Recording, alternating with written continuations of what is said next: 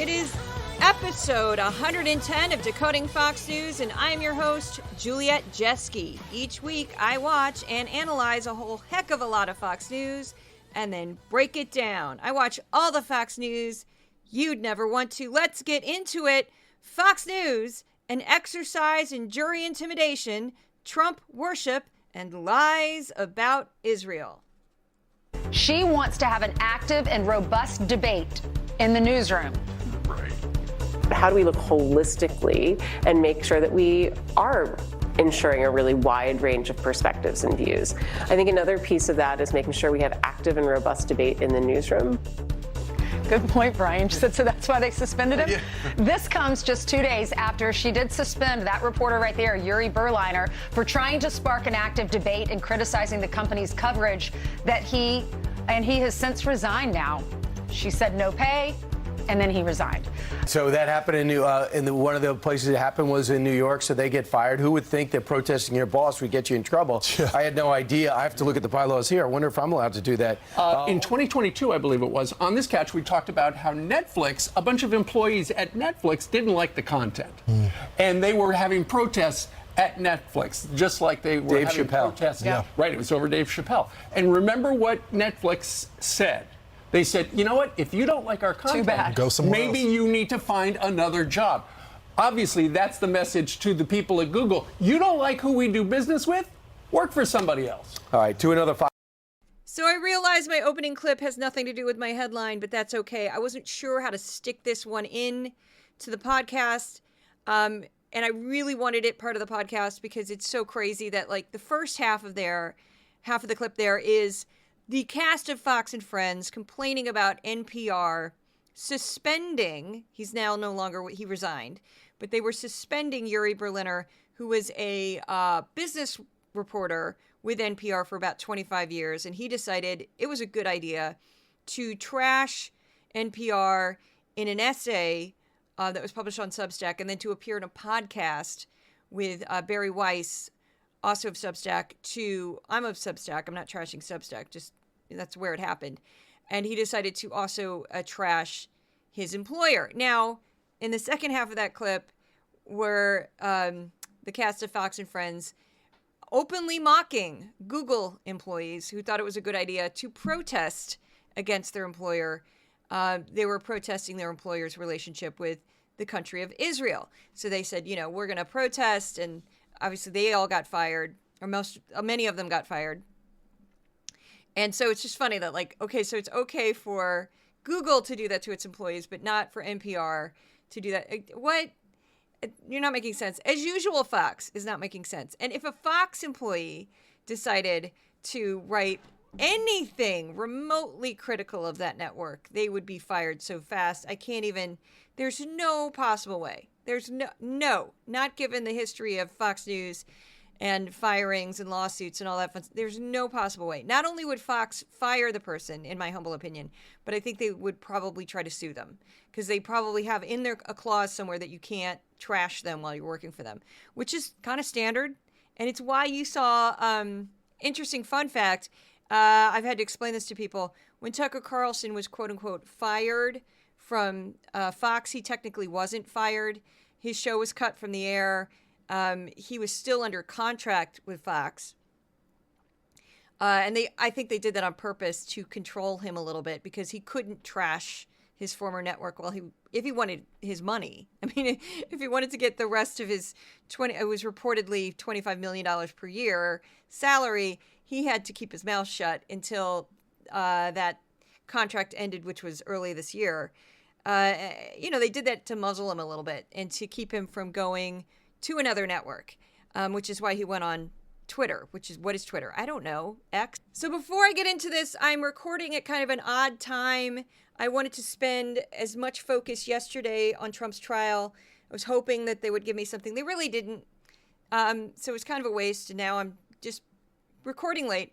But my cats are very active right now, so you might hear them. Just giving you a warning. I live in 450 square feet.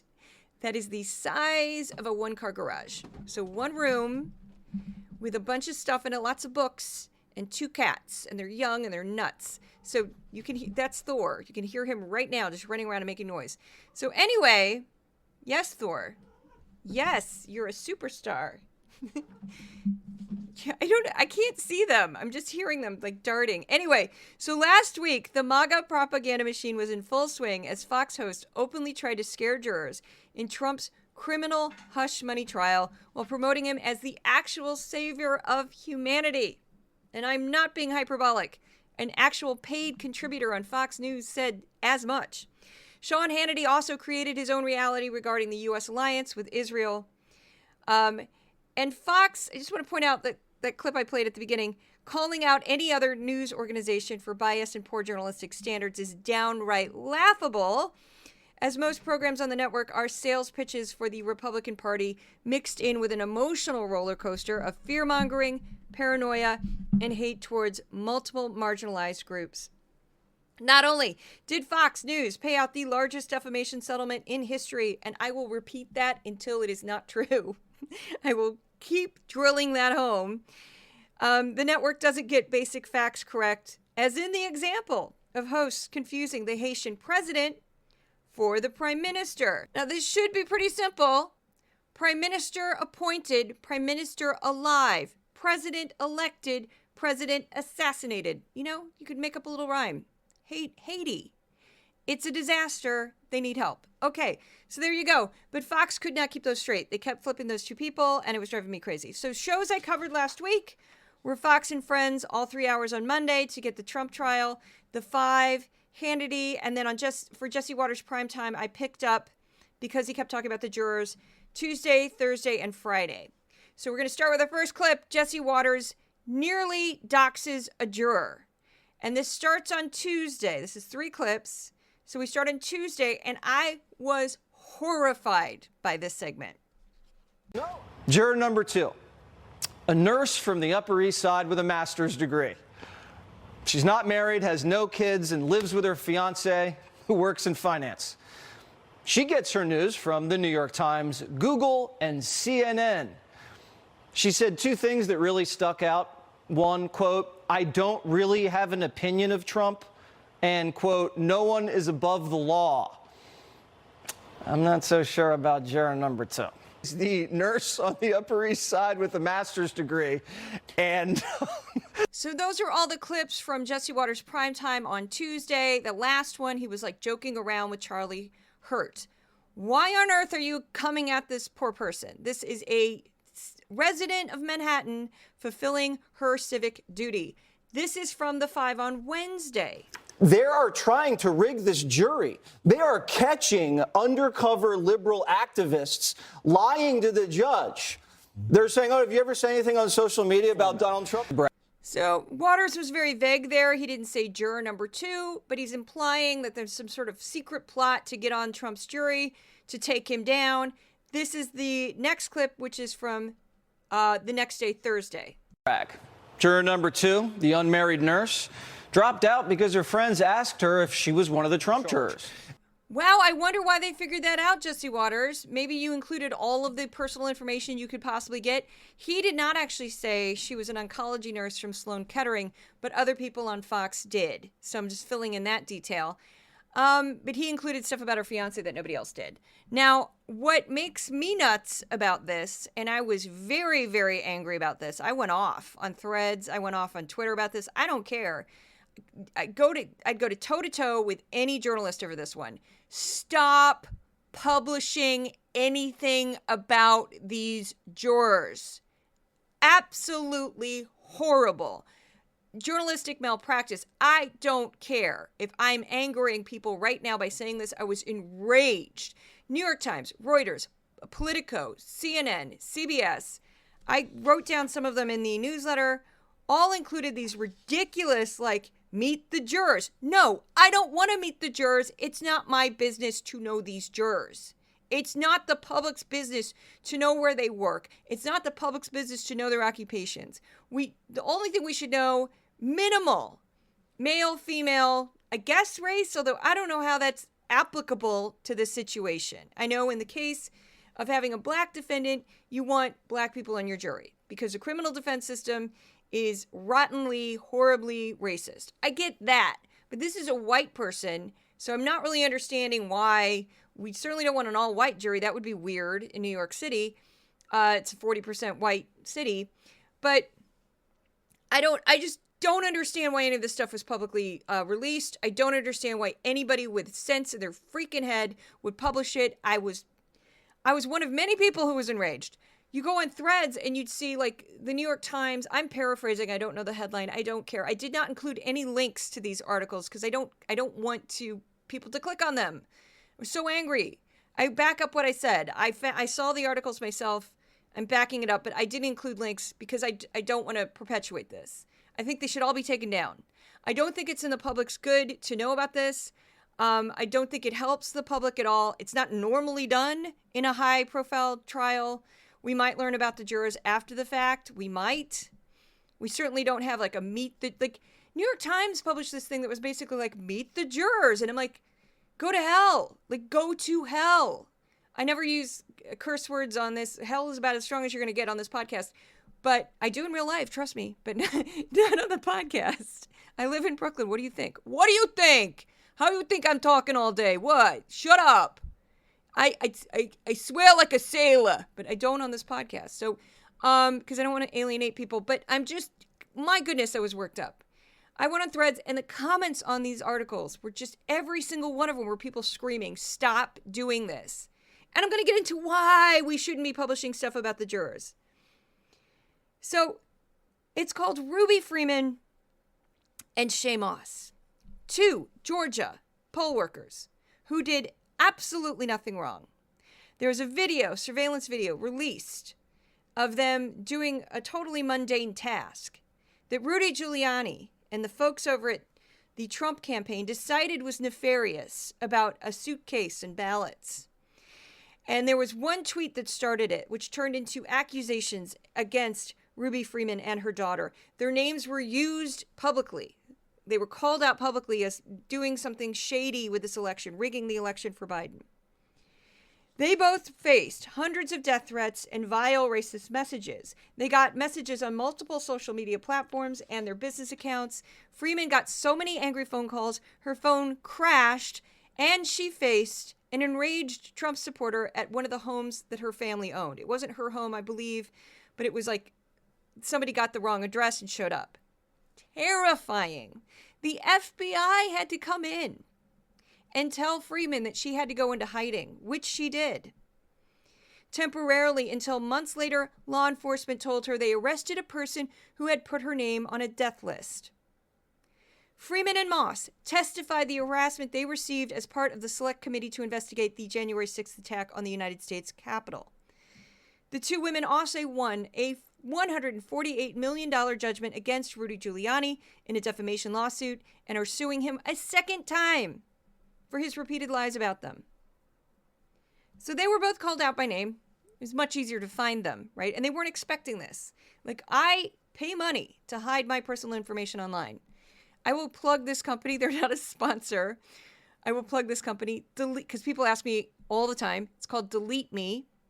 It's about $10 a month, I think. And you cannot find me. I checked. If you're a journalist and you have journalists have found me. If you have an account that you're basically paying a lot of money for like a people search, I won't name the companies. There are some that journalists use that most people can't really get access to and would never pay that kind of money for.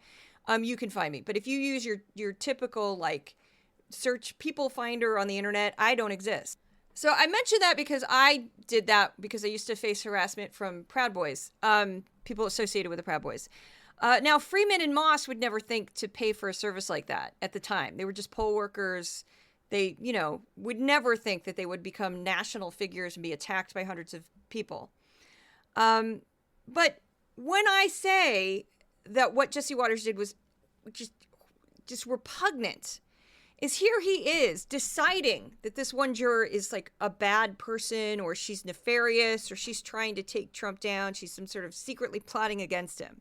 Once he makes her a target on a platform like Fox News, and, she figured out that she was being exposed because her friend said, "Is this you?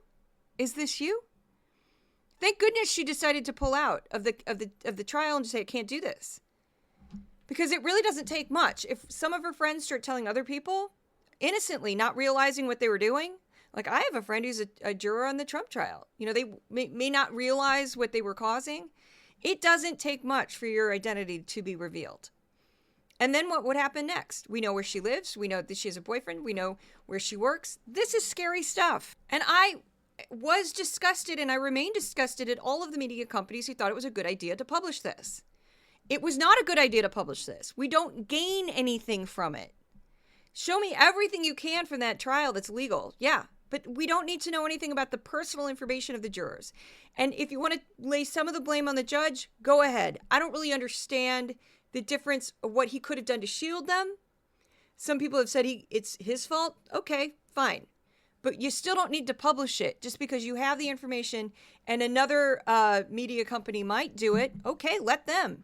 Let them soil their reputation. Let them look like scumbags. You don't need to do it. So I'm sorry, I'm going on a rant, but I just very worked up about this. I was very, very angry. So I wasn't actually following Jesse Watters last week. So I didn't know about his juror intimidation until after I posted something about Hannity.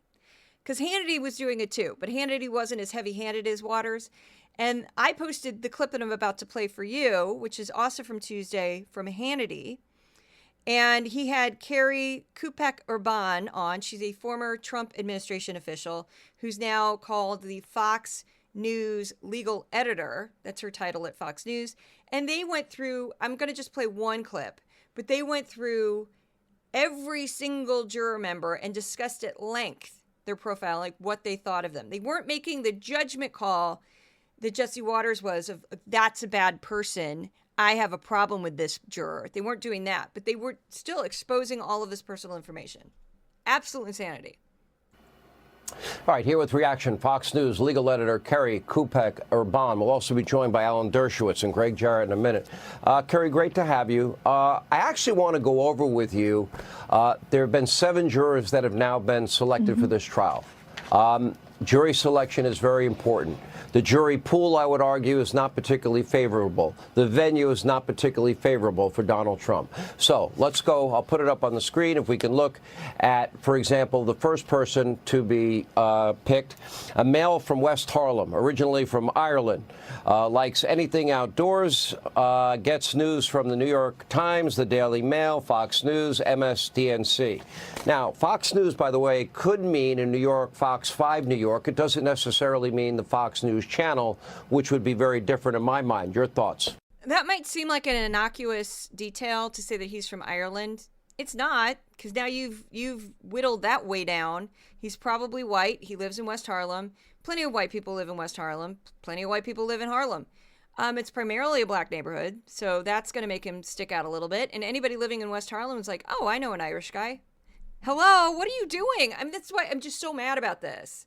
Because, like, yes, New York is huge. It's 8.3 million people. There's like 1.6 million in Manhattan. I would not be called for this jury because I live in Brooklyn, which I keep screaming about this too because Fox keeps conflating Alvin Bragg with all of New York when he's really just the DA for Manhattan. And our court system here is separate. So if you live in Brooklyn, you go to Brooklyn court for jury duty. If you live in Manhattan, you go to Manhattan court for jury duty. So we already know that like Fox News has no bottom in that they tried to imply that Nancy Pelosi's husband was attacked by his gay lover, even though that was complete nonsense. They told their viewers to try quack cures for COVID-19. They downplayed the seriousness of the virus. They openly were hostile towards masks, social distancing, the shutting down of various workplaces and schools. And when you look up in districts that voted heavily for Trump, they had like twice the death rate from COVID-19. So causation, I can't really prove that people got that because they watched Fox News or anything like that. I'm not claiming that, but come on, it's bad. So if Fox has no bottom, which they've proven they have no bottom whatsoever, meaning they have no decency, they don't care, if I will say this, if these jurors get thrown out because their identity is revealed and they get threats, that's not going to stop the trial. You're just prolonging it, you idiots. So that's it. But we go on to Pam Bondi, who also includes a dig to the jurors. And this is from Friday. Pam Bondi is the former Florida Attorney General, and she says something absolutely wacky at the end of this. I think people will see all of that, won't they? They shouldn't. And even if he had a good jury, and he has a horrible jury, even if he had a good jury, it would be an uphill battle for him because it's New York and because of the media and because of what Mark said. They're going home every night and watching this on TV. Sean, I've had plenty of trials that weren't nearly as high profile as this, and my jurors were sequestered, as they should be, because all the rights should belong to President Trump, yet none of them are in this case. And that's what's so frightening for our country. Do I want to see him in jail? Absolutely not. I wouldn't put it past this judge, though. And President Trump should be allowed to be out on the campaign trail every single day. This Pam, trial shouldn't even be going until after the election. Let me ask you. If they try to put the former president in jail, 100 and some odd days before an election, you really believe that's going to happen? What do you think the country's reaction to that is? I think he'll win by even a bigger landslide than he's going to win by already. All right. So I don't put a lot of stock in polls because they've been kind of way off for years now. But I will say this, pretty much every single poll about this topic would say that she's incorrect. There's a lot of people in the middle who, if he's convicted, would just say, I'm done. I can't take it anymore. I'm not voting for him. I think there's a lot of people. I think we're starting to see a shift in the polls, actually, more towards Joe Biden. And my guess, I don't know, but my gut feeling would tell me that people are just tired of the crazy, because as a journalist covering this, there's a marked difference between when Trump is in the news and when he's not. He pretty much is always in the news. But when he, last year it was all the indictments, and every time he got indicted, it was just like, oh, stop already, because I couldn't keep up with the work. And then when he has a rally, he says crazy stuff, and I have to pick up extra stuff. I have to pick up extra hours. People ask me to cover his rallies. People ask me to cover his speeches. And I do, because it helps the project. It helps me gain followers, the whole 9 yards. But it's exhausting. It's like he just never stops. The vortex of crazy never stops with him. And speaking of followers, I should give a shout out to my sponsor. And I will tell you very quickly, that sponsor is not a billionaire paying me a check every month to do his bidding. It is not a sponsor of some other media company secretly using me covertly to attack Fox News. It is not wealthy parents who have a trust fund for me where they're like, here you go, sweetie. Heck no. My sponsor are hundreds of subscribers to my Decoding Fox News Substack and a couple hundred paid supporters at my Patreon. That's the only thing keeping this thing afloat. It's not one large donor. It's a bunch of tiny donors. And it's amazing. And I love being crowdsourced because I am free. I don't have advertisers. I don't have anybody telling me what to do. Although, delete me if you want to become an advertiser. Since I use your service and I'm a fan of it, just saying, just throwing it out there. Anyway, I'm not quite big enough yet to get advertisers. I'm getting closer every month. But anyway, if you want to become a paid supporter of Decoding Fox News, you go to my Substack for Decoding Fox News, my Patreon for Decoding Fox News. This week, I have to edit it. I've already recorded it.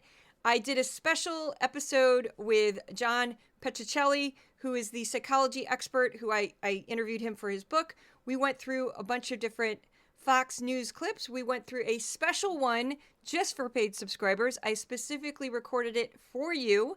And I just have to cut it and make it happen. So hopefully you'll enjoy that. I said, let's do a bonus for the paid. So that's coming. That episode should drop this week. The larger episode will drop for everyone. That will be available for, anybody who listens to this podcast. So that's it. And if you cannot afford to become a paid subscriber, I always say, share the podcast, share the newsletter, tell your friends, give me a good review on any place you can find this podcast. I'm at 4.9 right now on iTunes. I'm very proud of that. So moving on, we're going to go on to Hannity claimed the U.S. had betrayed Israel. Now, I'm sure some people might agree with him on that, but I would take umbrage with that for a number of things.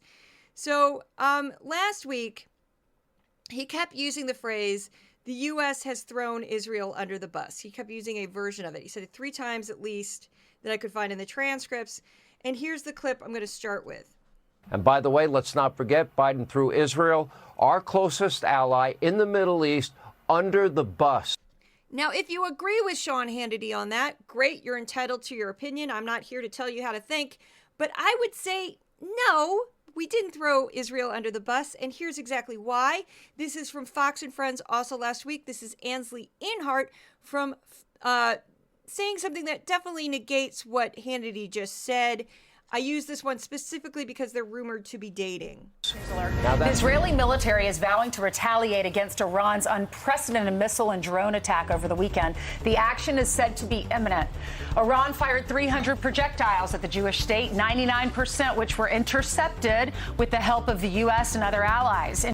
Now, it takes tremendous chutzpah on the part of Sean Hannity to say that the United States is throwing Israel under the bus, while also his same network is openly, correctly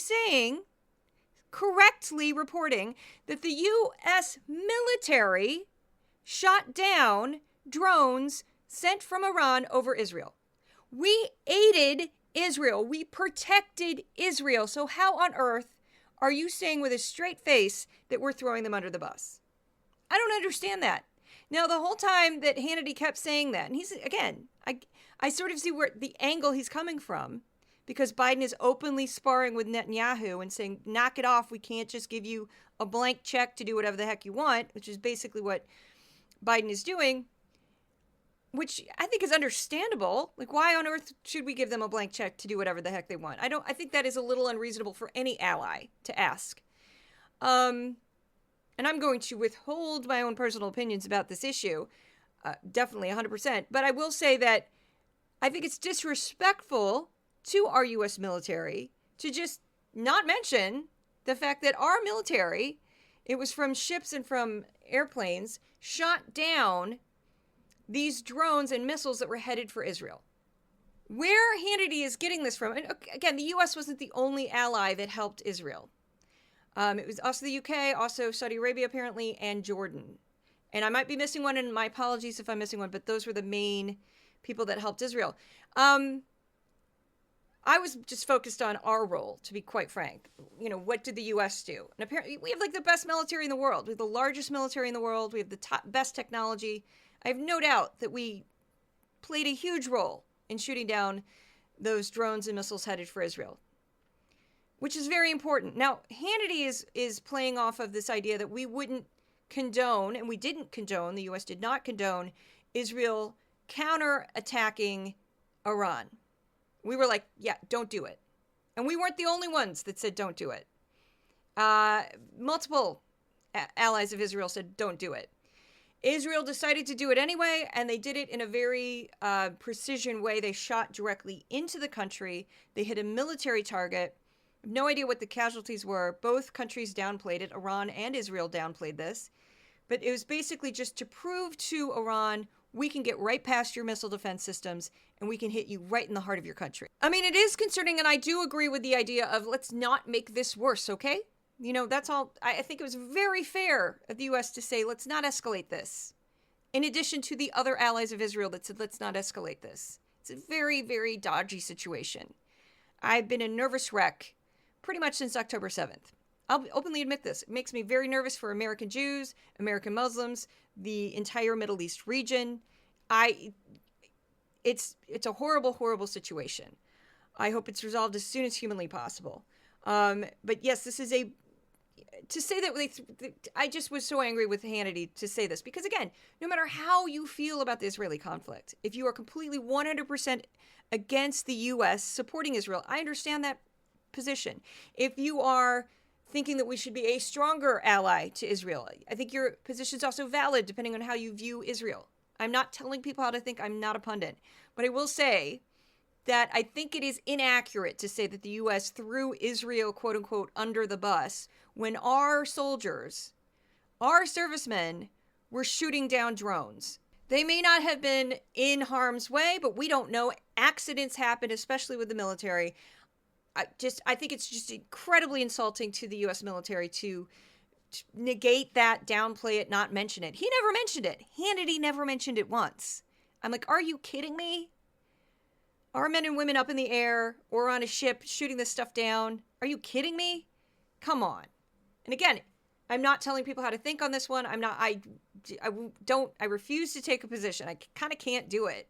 It's too hard to navigate how the wacky, bizarro way that Fox News covers Israel, which is they just conveniently forget it exists, and then they come back when they think they can use it against Biden, and then they forget it exists, and they act like Bibi Netanyahu's super popular. It's just bizarro. I can't, it's challenging enough, so I can't also like infuse my own personal opinions about this. So I get grief because of it. I don't care. I'm a journalist. I'm not a pundit. I'm a journalist and a pundit. I also work in comedy into this podcast, which some might criticize, but I don't really care about that. I don't view that as punditry. I view that as me making it entertaining because it's a podcast, not a television show. And I would love to just constantly work in audio. I don't have any aspirations for camera. I prefer this. This is my favorite realm, audio, because you can cut it up, move it around. You can be old, you can be fat. Nobody cares what you look like. Boom. Anyway. And speaking of comedy, I should do a short bit because I will get angry letters. No, I don't actually get angry letters, but I will get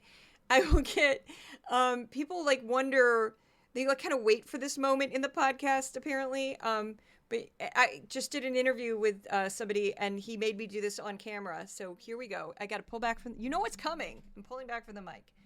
I'm Judge Janine. And you know what? I think this entire trial against Trump is nonsense. Why do I think it's nonsense? Because you can't get him on something this stupid. This is stupid. It's the judge's fault. Nobody cares. What? So you paid off a porn star. I don't care. Who doesn't? Everybody pays off a porn star now and then. It's what you do. And nobody should tell me that I can't get angry about it because I am. And I don't know why everybody thinks I'm drunk all the time. Where's that coming from? Maybe because I throw pens, and I talk about my dogs, and I talk about my Escalade. I don't understand it, but I know that I can still fit into a size 00, and so for that, I'm happy. I actually don't know what size she would be. She's small. She's a very petite person, and she's in good shape. She works out. You can tell. She talks about working out. This is like her thing. So next up, we're going to turn to Charlie Hurt, who's sort of like a permanent, constant, he is a paid contributor on Fox, and he's on Fox all the time. They now have him hosting, sub-hosting for people, and he's starting to host on the 5. He's starting to kind of rotate into the 5. So who knows what his future will be with this network. He said something absolutely crazy. So this is from Monday. And again, this was day 1 of Trump's trial. So Fox thought it was a good idea to show, it looked like a drone, because I'm not sure how else they would get this shot. I don't know if it was a drone or if it was some type of aerial camera. But they were following Trump's motorcade as it left the court. Why? Why was this newsworthy? It was not. Was the car being chased? It was not. This was totally stupid. It was just a way of hyping this up. It went on in Fox and Friends for 17 solid minutes of just people talking off camera, couldn't see them, and this entire exchange was off camera. But you could just see cars coming, and like Trump was in one of the cars. I don't care. Just, what are we doing? What are we doing? But this was Charlie Hurt's comment that was just absolutely nutty. So assuming that Trump abides by the gag order, which I just assume that he's not going to, but assuming that he does, the guy's a master because he walks out and he sees a bank of cameras and he doesn't need to talk about the case. In fact, he can talk about whatever he wants to talk about. And he's going to take advantage of that. And it's going to be, I mean, it's going to... He's going to talk about the case. You know him. And he'll talk about the case as well. Or he'll talk about, like, he'll do it in pig Latin. But then he'll talk about whatever else he wants to talk about. But he's going to take advantage of the cameras. And people are going to tune in. This is going to be better than the OJ trial. People are going to tune in just to hear whatever hilarious stuff he has to say. So I'm not sure, Charlie Hurt, if comparing Donald J. Trump to OJ Simpson is the wisest move to make. And I'm not sure... I'm just going to say this. How on earth was the O.J. Simpson trial hilarious? It wasn't. People watched the O.J. Simpson trial because it was riveting, because most people thought he was guilty and were just horrified at the incredible skill of his defense team and how they maneuvered every single thing, and then were horrified by Mark Furman getting on the stand and then the tapes of him saying horribly racist things. So, yeah, there's a lot of things that were riveting about the O.J. Simpson trial, but it certainly wasn't a laugh riot. I don't know if I laughed ever. It was horrible. I was in college. It wasn't really like undergrad and grad school are like two parts of my life that are sort of, I didn't really pay attention that much to the media because I was very focused on school. But everybody paid attention to the O.J. Simpson trial. But I laugh riot. What are you talking? That's a bizarre comparison. I will say this, though. It does seem that all of these trials and legal issues are sort of getting to Trump, because I think maybe 4 years ago, before all of the craziness with the election where he tried to deny that he lost, I think, and if he didn't have multiple criminal trials and a civil trials, you know, the E. Jean Carroll case, the fraud case in New York, the civil fraud case in New York, the other criminal investigations into him, I think he might have handled this with more humor and made a joke out of it, but I see him cracking. And I'm not the only one that sees it. He seems defeated by this, and I'm all for it because I think he deserves it. But anyway, I will be objective about a lot of things and hide my opinion on most of what I report on, but not Trump. I think he's a criminal. January 6th proved he was a criminal. I will not hold back. I think it's madness to hold back on this one. But anyway, moving on. My audience knows this. I'm not hiding anything on that one. This is another, I noticed this trend when I first started working on this project, and it's just getting more and more pronounced. Blonde women on Fox, they're almost all white. There's only a couple women of color that are correspondents on Fox. Blonde women on Fox tend to have a more demure persona. So even though they might have strong opinions, like Dana Perino, somebody said, well, Dana Perino's the exception. I'm like, no, she's not. Dana Perino has strong opinions, but she never yells over people. I've never seen her interrupt anybody. I've never seen her snap at anybody. Dana Perino will just be like, well, I disagree, and this is why I disagree, and I'm going to say why I disagree. I'm Dana Perino. Boom. Boom. Right? She's gotten stronger over the years. She used to be far more meek when she first, when I thought she was a fairly meek press secretary. I'm saying this out loud. White House press secretary. I think she's evolved. I'll give her that. Shannon Bream, Martha McCallum, Carly Shimkus, Ansley Einhart, Sandra Smith. They all have like this fear, I'm going to talk professionally and I'm going to just get my point across. And there you are. There you are. I could be any of them. I could be Sandra Smith right now. I could be Martha McCallum. I could be Shannon Bream. They all sound the same. They all have the same delivery. They all talk like this. The brunettes, however, Kennedy, Rachel Campos Duffy, Judge Janine, the woman I'm about to play for you, Tammy Bruce. Loud, brash, openly combative. What's up with this? What's up with your weird, stereotypes? What are we doing? I'm a loud, obnoxious blonde person, so I noticed this immediately. I'm like, what are you doing? I'm not meek. There's nothing meek about me. I'm not a delicate, I'm just a blonde woman. No, I've never been like that. It made casting very odd for me when I was an actor because people never knew what to do with me because I looked one way, but I acted a different way. And they're just like, I'm confused. So I played comedic roles pretty much exclusively. But anyway, don't want to talk about myself, but I'm just saying, like, I find this weird. Now, this is Tammy Bruce, who's just as big of a battle axe as Judge Janine. Different accent. She's from California, which blows my mind because she's a very nasal Midwestern sound to her. A lot of people don't know who she is. She used to be a feminist.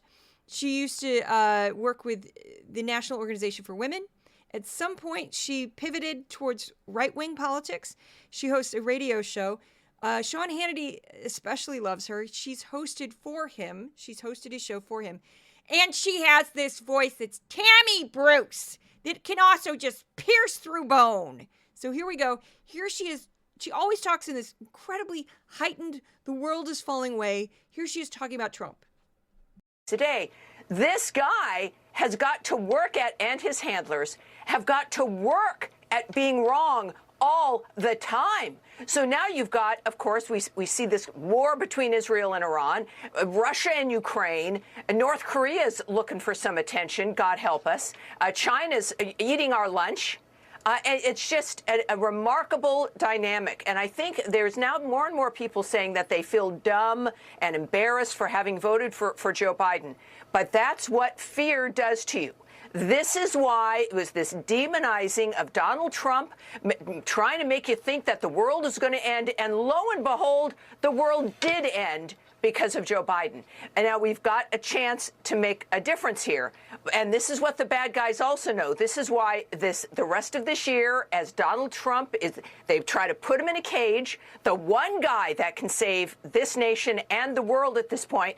I thought Donald Trump, of course, was great and a great president. He's now the guy that can save the world. Who knew? But that's what we've got. And they've caged him, and we've got bad guys around the world knowing they've got about, 6 months to do as much damage as possible. That is how influential Joe Biden is right now. So I think it's fair to say that that would be a partisan statement. That would be an endorsement of a candidate on Fox News. I think I'm within my rights to say that. And again, Tammy Bruce, the similar energy as Judge Jeanine. I would love to see Mark Levin, Judge Jeanine, and Tammy Bruce in like a, vocal death match, cage death match. And they had to sort of, who could be the loudest of the three in a rant about Democrats? I think it would be money. How many times Mark Levine would get bonus points for how many times he can work in Joseph Stalin. And Judge Jeanine would get them for how many times she could just say, lock him up.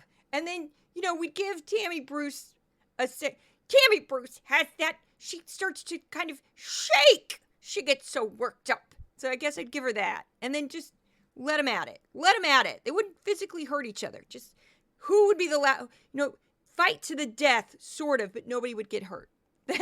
That's what I want. Anyway, so moving on to stories Fox News ignored. Every week I compare the hours I've watched on Fox News to 5 hours of the PBS NewsHour. The following list are stories that PBS covered that Fox News did not. We're going to start with updates in the Israel-Hamas war. Fox News is paying attention to the war again. They go in and out with this one. First one, a UN report published last week by UNRWA, the Agency for Palestinian Refugees, accused Israeli forces of physically abusing staff and detainees. Israel has not yet publicly responded to the report, but did say it acts according to Israeli and international law, and those it arrests get access to food, water, medication, and proper clothing. Biden announced new sanctions for extremist Israeli settlers who commit violence against Palestinians in the West Bank. Updates in the war in Ukraine. Russian forces continue to attack the Ukrainian power grid and power plants. Ukrainians have struggled with power outages as a result. Ukraine said it shot down a Russian bomber, but Russia said the plane crashed due to an accident. Russian airstrikes killed at least 8, including 2 children in central Ukraine. Climate disasters. The United Arab Emirates, city of Dubai, experienced extreme flooding last week after the normally arid region received more than 10 inches of rain. Scientists issued a warning due to record-breaking temperatures in 2023, which accelerated the speed of the second largest mass coral bleaching event across the Atlantic, Pacific, and Indian Oceans. So far this year, ocean temperatures are even higher. Video evidence shows that the cargo ship that caused the Francis Scott Key Bridge collapse had electrical problems before the accident. Lights on the ship flickered on and off before it hit the bridge. The Supreme Court decided not to intervene in a lawsuit filed by a Louisiana police officer against a leader of the Black Lives Matter movement who organized a protest where the officer was injured. The Supreme Court allowed Idaho to ban gender-affirming care for minors. The ruling will hold while lawsuits against the law proceed through the lower court. World donors pledged $2.1 billion in humanitarian aid for Sudan after a year-long civil war has caused widespread food insecurity and could lead to a famine. The aid will go to food, water, medicines, and other urgent needs. After reporting dismal first quarter sales, Tesla will lay off more than 10% of its global workforce. Federal regulators issued new regulations on silica dust aimed to protect minors from developing black lung. A federal appeals court overturned a West Virginia law that banned transgender students from competing in sports consistent with their gender identity. The schools include public middle schools, high schools, and universities. The old stock exchange in Denmark suffered damage after a fire broke out while the building was undergoing renovations. More than half of the 400-year-old building was destroyed during the fire.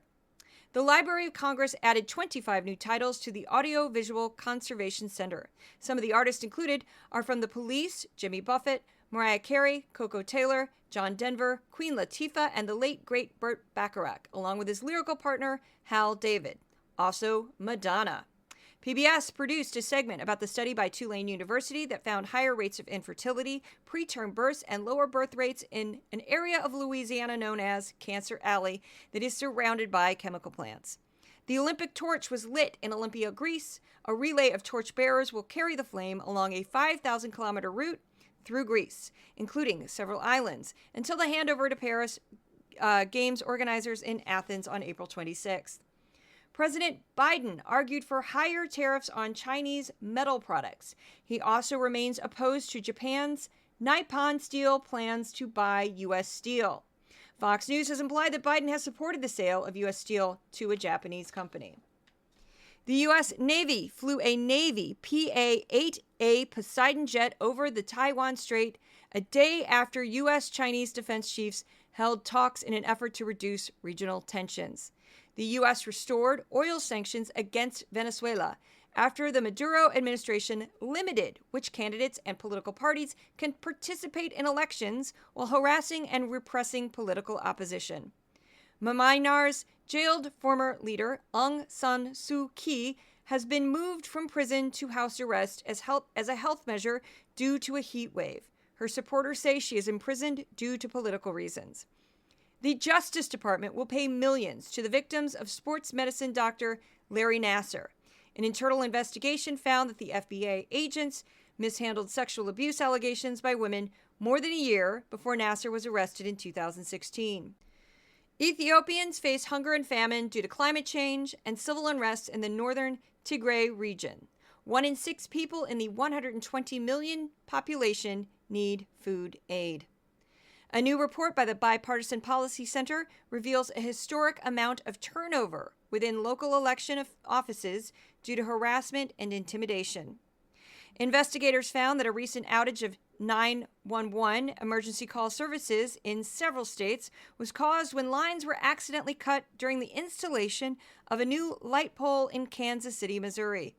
The accidental outage lasted about 2.5 hours. A new UN report showed closing the gender gap in pay could help the world's economy. Although it has been 40 years since the adoption of the Convention on All Forms of Discrimination Against Women, also called CEDAW 1979, discrimination remains commonplace in law and in practice. Maine lawmakers passed sweeping new gun reforms, including background checks on private gun sales, waiting periods for gun purchases, and criminalizing gun sales to prohibited people. The push for reform came after a mass shooting that killed 18 people in Lewiston, Maine last October. A photo by Reuters photograph Mohammed Salem won the World Press Photo of the Year award. His photograph centered on the image of a Palestinian woman cradling the body of her 5-year-old niece wrapped in a white body bag in the Gaza Strip. A man was arrested at the Iranian consulate in Paris, France, after he threatened to blow himself up. He was not found to be carrying any explosives. A police report said it was the same man who had been suspected of attempted arson near the Iranian consulate in an incident last September. President Biden announced new restrictions on oil drilling in the Alaska wilderness. The Biden administration will restrict new oil and gas leasing on 13 million acres of a federal petroleum reserve in Alaska to help protect wildlife. The FAA has increased the rest times between shifts for air traffic controllers. The changes will take place within 90 days. PBS produced a segment about the upcoming elections in India, the world's largest democracy. Critics of the Indian Prime Minister Narendra Modi are concerned about the representation of the Muslim minority and the dismal state of press freedom in the country. Bob Graham, former Florida governor and U.S. senator, died at the age of 87. Mr. Graham, a Democrat, served 2 terms as governor from 1979 through 1987, and 3 terms in the Senate from 1987 to 2005. He was an outspoken critic of George W. Bush's handling of the 9/11 terrorist attack. He also voted against the U.S. invasion of Iraq. Dickie Betts, a guitarist, singer, and founding member of the rock group the Allman Brothers Band, died at the age of 80.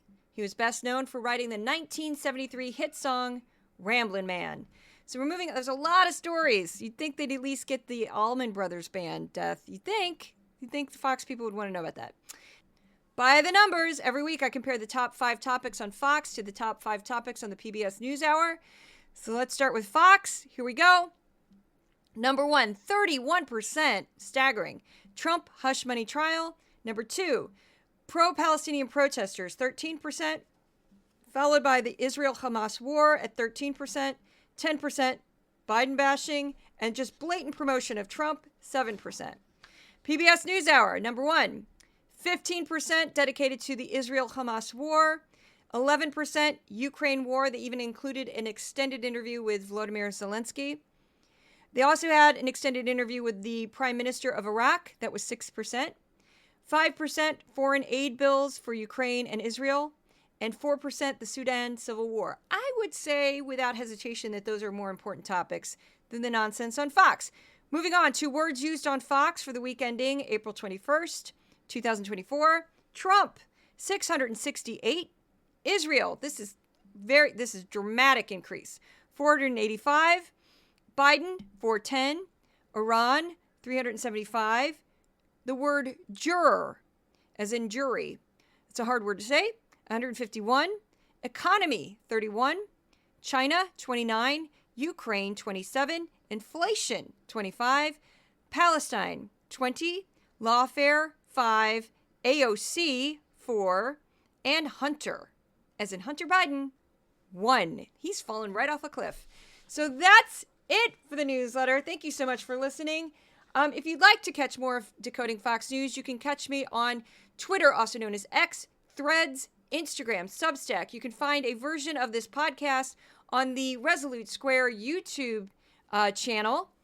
You can also find me on Facebook. Somebody got confused. I have a fan page. If you email me at my personal page, I'm not going to see it because I have very, very high privacy settings. So go to my fan page. Just type in fan page for Juliet Jeske. You can find me there. And I'm also Juliet Jeske on YouTube. Thank you so much for listening. If you'd like to become a paid subscriber, I always need more paid subscribers because I lose people. I lose them all the time. It always kind of goes up and down, up and down, up and down. It's very nerve-wracking. You can follow me at Substack for Decoding Fox News, or you can become a paid subscriber, or paid supporter, I should say, at Patreon for Decoding Fox News. It's always appreciated. And I'd also like to say thank you so much from the cats. They are quiet now. They were very loud at the beginning of this recording. Odin and Thor. One's a skinny long black cat. The other is a tiny tuxedo. They love you as much as they love me, which is a lot. Also, if you have a pet of any kind, especially a dog or a cat, give them a pet from me. I will see you at the next podcast.